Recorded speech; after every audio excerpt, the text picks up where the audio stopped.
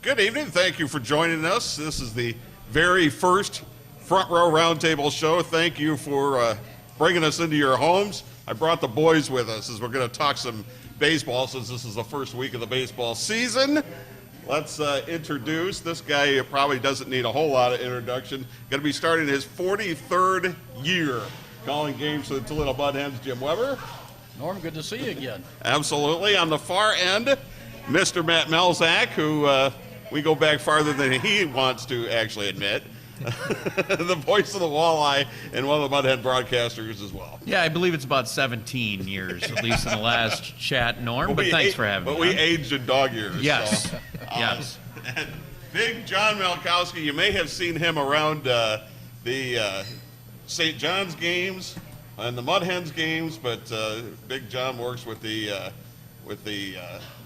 network for St. John's on 107.7, and also next time you see you're at a Mud Hens game and you think it's an error and it's not, it's probably Big John who's made the decision up in the booth. Yeah, thanks for having me, Norm. Being the newbie here, it's kind of new. It's kind of fun. It's fun to text him during the game when I know he's that he's doing that, and then there's something goes through somebody's legs, and hey, that should have been an error.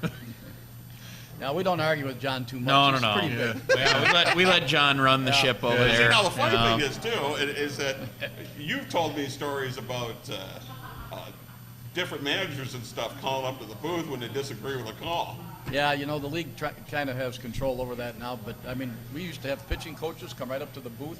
They didn't like an error call. Maybe it would give an unearned run or an earned run against their pitcher when they thought it should be an unearned run. But the league took control, and they're not supposed to come up or call until after the game. So John could probably tell you more about that. I don't know how many calls he's gotten, but he'll tell you about a few, I know that. Oh yeah. I'm used to it. A lot of times they'll call up the press box, and I get a tap on the shoulder. Hey, visiting manager wants to talk to you after the game. Okay, so. Call down, and it's usually, like you said, it's an unearned run, or it's an earned run they wanted unearned. It's an error for their guy. They want it as a hit. I usually go review it. We haven't had any physical violence threatened in a while. So.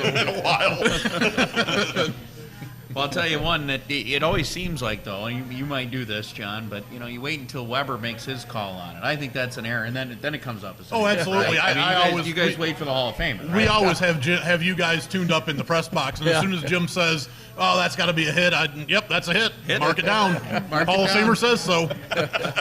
Well, I want to thank some people here as we get going here. I want to thank everybody here at the Wayward Bar and Grill. This is where we're shooting this here tonight in Rossford, just off of Lime City Road. Everybody's enjoying the burger specials tonight. I want to thank, too, for helping us get this all going and rolling. Marty Bin from NOIC. The sponsors that you're going to see throughout the weeks that we're on the air, you're going to see the ones that really care about the local community and care about getting shows like this on the air. We really appreciate it very much. NOIC, locally owned and operated for 90 years, large enough for all the bells and whistles, but small enough to provide personal one-on-one service. Also, I want to thank Mark Knierim at Key Bank for being a sponsor here as well. And Key Bank does a lot of things that they support around the community, including the lights at the zoo and things like that. They have their home improvement season specials going on for a limited time. You get a discount rate if you're looking to fix up your home after, really not too harsh of a winter whatsoever. What we're going to do here, since this is the first week of the Major League Baseball season and we're getting real close to the Mud Hens home opener, we're going to take a look at the Mud Hens. We're going to take a look at the Indians, the Tigers. We'll take a look at some of the rule changes that have happened in baseball. I want to chat a little bit about the WBC, and then we'll run through our picks of what we think is going to happen in the 2017 season. All right, Norm Waymer and the gang will be back right after the break, and you're watching the Front Row Roundtable Show on NBC 24. Since 1982, Red Wing Shoes at North Reynolds and Bancroft, selling purpose-built footwear for men and women no matter what your job is. Carrying the largest selection of Red Wing shoes in Northwest Ohio, over 3,000 pairs of boots, shoes, and accessories in stock to ensure the proper orthotic fit and style for your line of work. Stop in and see Mike, Aaron, or Bob at their newly renovated office. We're easy to get to at the corner of North Reynolds and Bancroft with ample parking. Red Wing Shoes, Reynolds and Bancroft, where service, quality, and fit come first.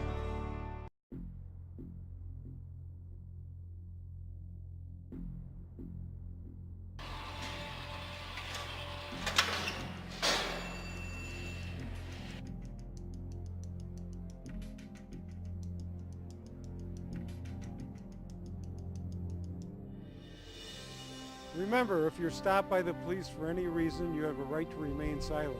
Use it. The Wayward Bar and Grill, Shry Road in Rossford, has your favorite foods and fun 7 days a week.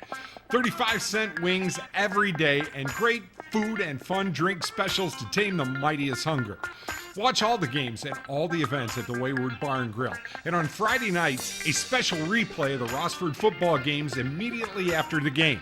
Burgers, 35-cent wings, pasta, pierogies, and much more. An outdoor patio with TVs and great people. Stop out today to the Wayward Bar and Grill. Great food, great drink, great people. The Wayward Bar and Grill. Welcome back, Front Row Roundtable Show. I'm Norm Waymer, along with the voice of the Mud Hens, Jim Weber, the voice of the Walleye, Matt Melzak, and also Big John Malkoski, who is an official scorer with the Hens and also works with the St. John's Radio Network. All right, well, I start out, since this is the opening week of the baseball season, one of the biggest changes so far, and we've seen it already, the automatic intentional walk. How much time does that save? 12 seconds, maybe? I mean, I can see other things that could be done to speed up the game. I can't see that speeding up the game that much. You know, I mean, let's. How much does the length of the game bother people? For me, being a baseball fan, I mean, I don't care. I mean, it doesn't matter how long it's going to take. I'm going to be there.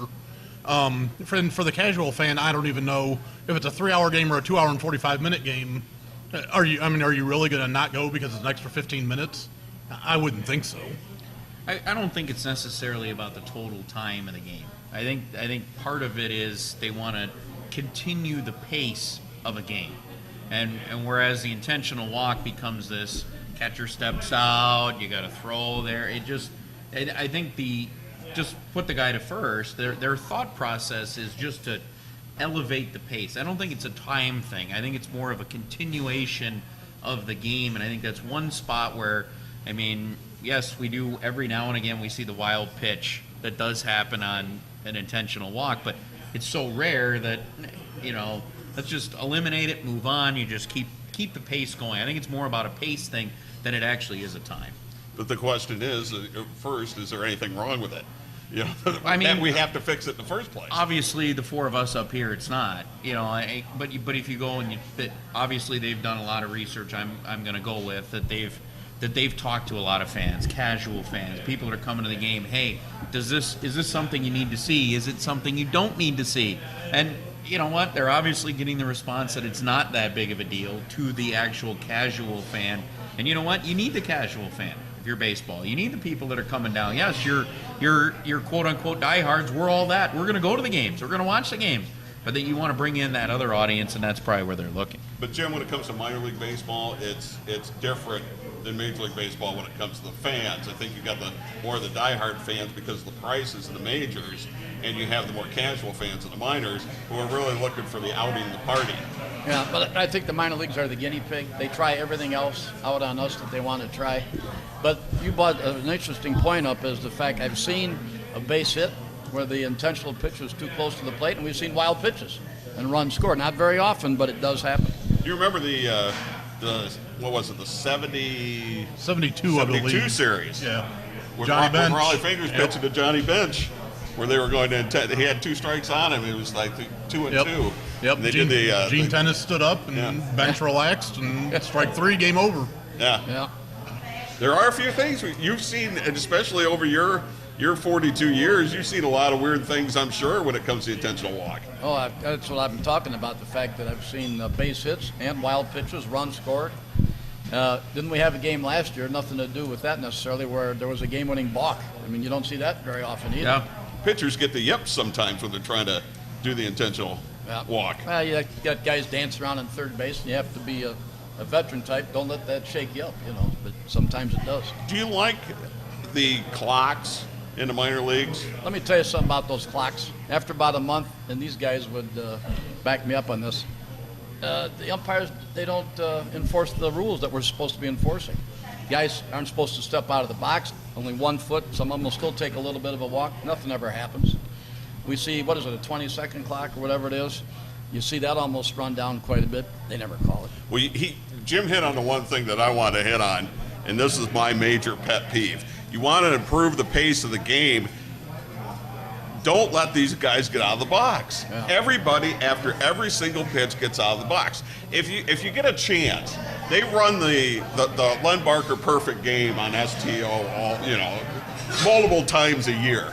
And that game was under 2 hours. Now, granted, it was a perfect game, but if you watch that, guys weren't getting out of the box after every single pitch. And you're supposed to ask for timeout. You don't get timeout automatically by stepping out of the box. Right. If they would enforce that rule, pitchers just, you see a guy stepping out of the box, I'd be on the rubber throwing it. I'd like to see him change. Now if you just go to your set position, that clock stops. Keep it running until they deliver the pitch. That'll speed the game up. The one clock that I think has made a big difference in at least the minor leagues is the between innings. Yeah. Because I know for us at the Mud Hens, we would always have, we'd have a 3 minute or 3.5 minute break between innings because you got the swamp squad out there throwing things around. You got the, between innings entertainment out there, not getting off the field, and the umpire sitting there waiting. Just by doing that, you're saving 30 seconds per inning break. That stuff adds up. And they did. I think they cut 12 minutes off just having the between innings clock. And all the promotional people have been told, the axe did come and like the chicken or whatever. They've been told that they've got to get on and off the field in that time. Now, sometimes they don't, but they try to. See, I'm a proponent of the pitch clock. I think it's a good idea. Now, Jim was talking about the fact that, it's so rare that they are even calling anything, and this last season was very rare where we saw guys, because the umpires do have the ability now to call a strike on a player if they do step out of the box on without the batter, asking for time. Yeah. They can call a strike on a batter if they do step out of the box. Now how many times have they done it? Very rare. Again, we've only seen it called 4 or 5 times all whole season. I think we had three auto balls last year at home. At home, and where then we they had called a few on where the the road. pitcher took too long. Yeah. All right, I want to hit something here real quick if we can before the break, is the World Baseball Classic. Now, I'm going to get a lot of disagreement, I'm sure. Maybe not necessarily from you guys, maybe more from the people at home. I absolutely love it. I think it's absolutely fantastic, and I really, really enjoyed this one. This one was absolutely terrific. But couldn't they come up with a better time to play it? Maybe not. See, now everybody says that, but what would be the better time to play? But it kind of ruins the pace of spring training. All of a sudden you've got maybe one team has 3 or 4 guys that are gone, and maybe it's not a big deal, but the fact is it does disrupt spring training, I think. But when you go spring training, when they take road trips, they never take the starters with them. It's always the AA, AAA guys that always make that road trip from Lakeland to Tampa. Well, or Lakeland especially to Fort early. Myers. Early in spring training, I tell people to go to those games. You're not going to see the guys you think you're going to see. You're going to see guys we're going to have.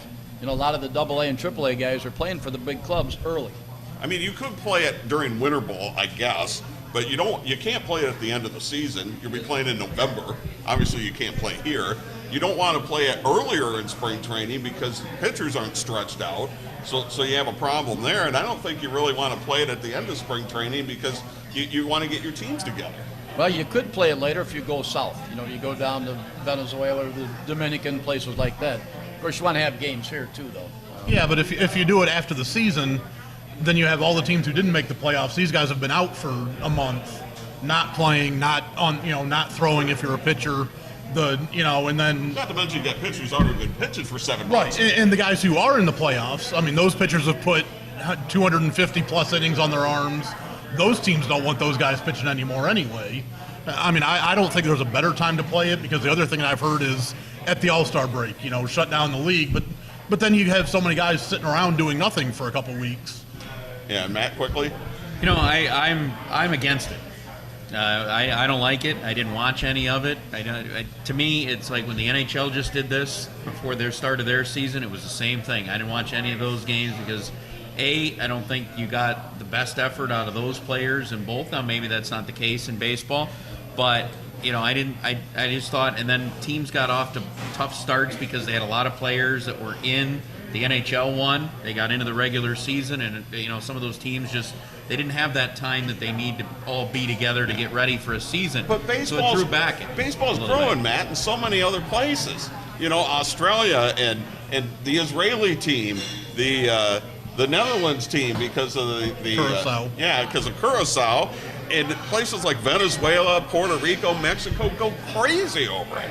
And there's maybe your talk about doing it in a different time period or something. Maybe there is. I don't know where there is a good time for it, but to me, it didn't draw me in. I'll just put it at that. Oh, I absolutely love it. The players that play there, man, they are absolutely charged up when they play it. It's emotional baseball. That's what I like. Well, that's because they're playing for their country's flag. I think that's why they're into it. But outside Sure. of that, I don't know. Is there a good time to play it? How about a 5-day All-Star break and let's just play it then? All right, let's take another timeout. When we come back, we will take a look at the Mud Hens, the Indians, the Tigers, and kind of give you what we think is going to happen with them. All right, it's the Front Row Roundtable Show as we're doing this at the Wayward Bar and Grill in Rossford. We'll be back on NBC 24. Since 1982, Red Wing Shoes at North Reynolds and Bancroft, selling purpose-built footwear for men and women no matter what your job is. Carrying the largest selection of Red Wing shoes in Northwest Ohio, over 3,000 pairs of boots, shoes, and accessories in stock to ensure the proper orthotic fit and style for your line of work. Stop in and see Mike, Aaron, or Bob at their newly renovated office. We're easy to get to at the corner of North Reynolds and Bancroft with ample parking. Red Wing Shoes, Reynolds and Bancroft, where service, quality, and fit come first.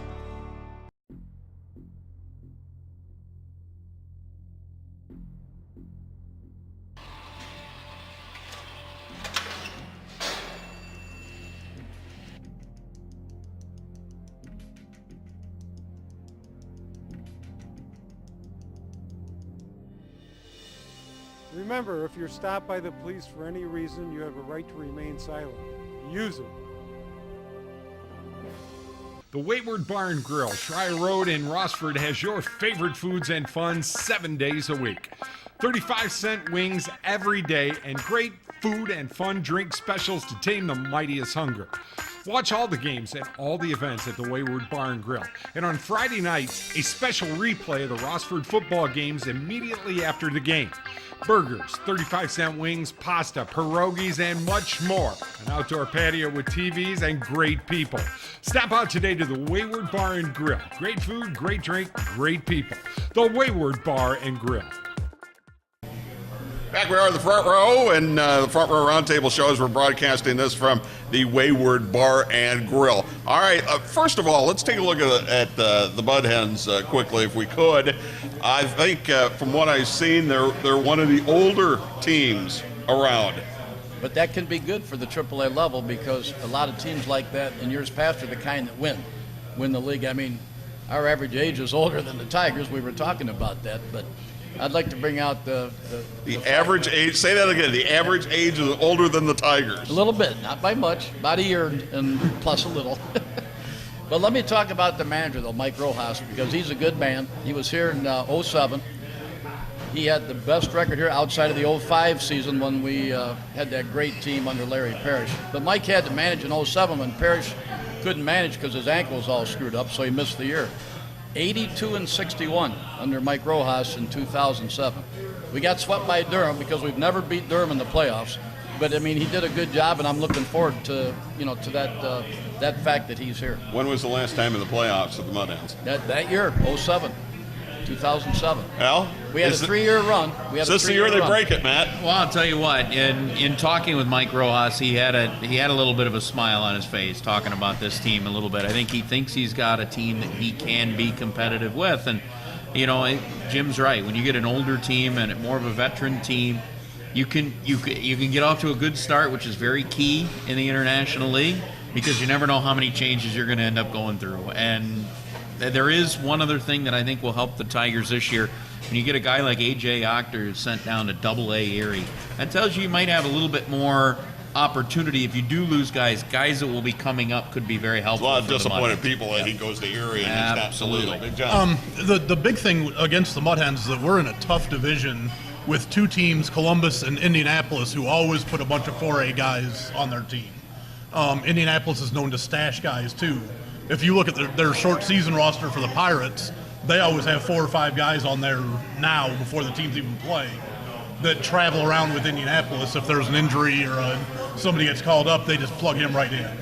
And that's the big drawback in playing in our division. But, with like they said, with the experience, hopefully we can do something. All right, when it comes to Cleveland Indians, is there anybody that doesn't think that they're loaded?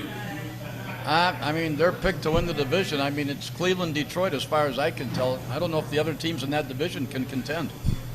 I think it's very helpful that they have Minnesota and Chicago in that division. They're gonna have a lot of nights where they're gonna be able to get healthy because of who they're playing, and they do have a pretty loaded group all the way around.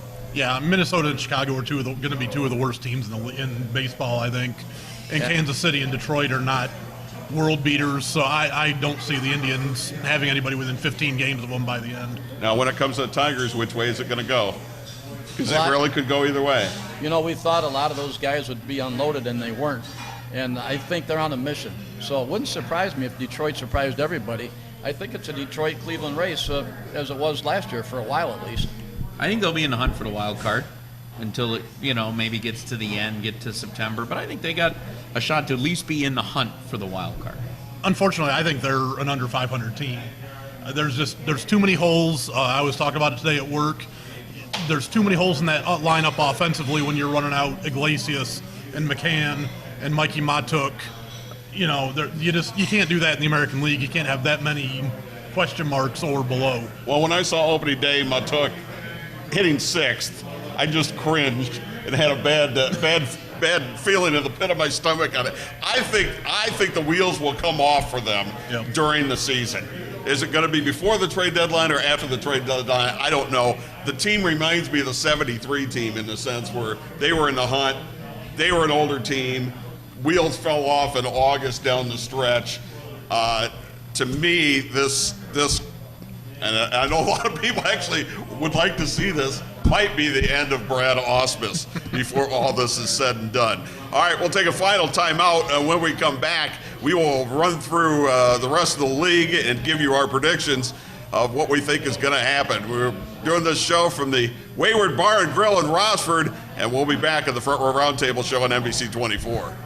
Somerset Bingo Hall, Toledo's premier bingo hall, 7 nights a week at the corner of Douglas, Lasky, and Tremainsville. At Somerset Bingo Hall, doors open at 5 p.m., Lightning at 6, and Series at 8 p.m. Sundays, doors open at 11 a.m., Lightning at 1, and Series at 2:30.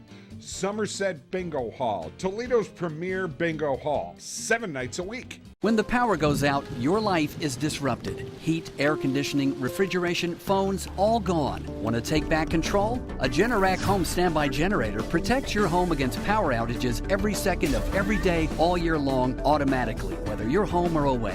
Control your power, control your life with a Generac home standby generator. For a free estimate, call Schneider Sons Electric, 419-691-8284. Back we are, Front Row Roundtable Show. Norm Waymard, Jim Weber, Matt Melzak, John Malkoski. Let's run through some predictions here. I want to start in the National League, Jim. Cubs. Cubs. Get them again. Matt? I got a prediction for you. The Reds will finish in last.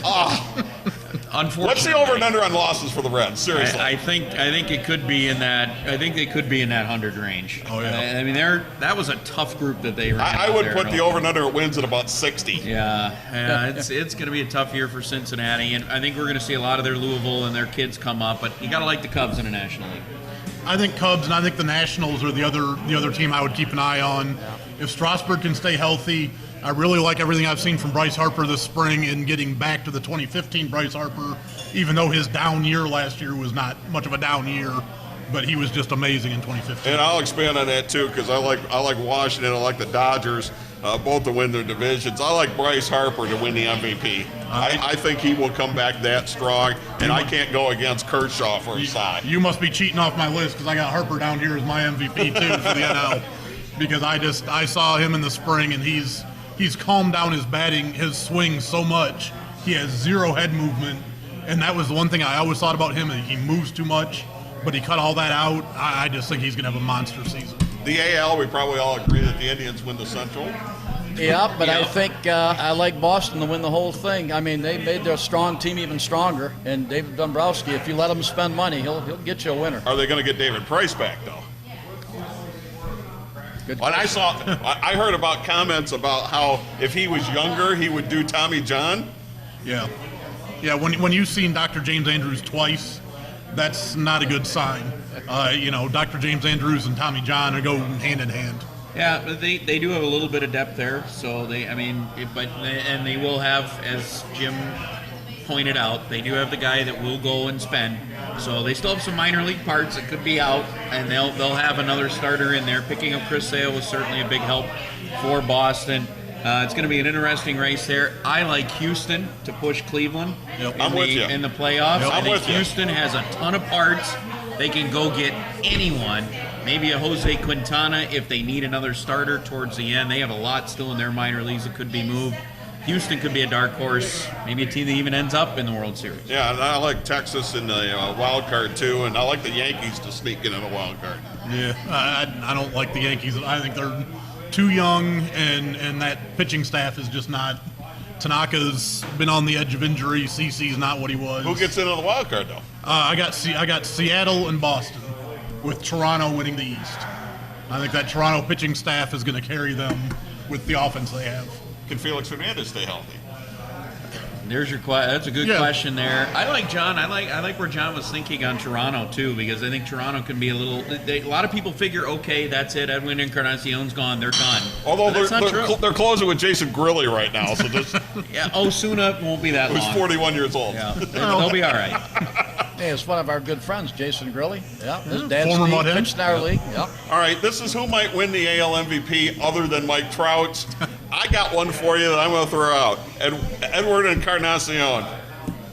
That's a good choice. I'll go with the one of the best players that I think is in baseball, Jose Altuve. I think he should have been closer last year. Matt, you stole mine again. I had Jose Altuve, one of 62 guys ever to play Major League Baseball, 5'5" or shorter, 338, 24 home runs, 30 RBI, 30 stolen bases last year. Come on, Tiger fans. Miguel Cabrera. 51 home runs, 127 RBIs. Will Detroit make it? We don't know. Mookie Betts, too. I remember that name. Yeah. I got about 30 seconds or so. I like Chris Sale for the Cy. I got Aaron Sanchez to go along with my Toronto pick, 24 years old. I struggled with this one a little bit, but I think it'll be Corey Kluber in the end. Justin Verlander. All right. The Indians win it all. You heard it right here. We got to wrap things up here. Big thanks to NOIC and Key Bank and everybody here at the Wayward Bar and Grill. For Matt Melzak, Big John, buddy, Big John, Malkoski, the voice of the Mudheads, Jim Weber. I'm Norm Weimer. We'll see you next week on the Front Row Roundtable Show. Saturday Night Live is next.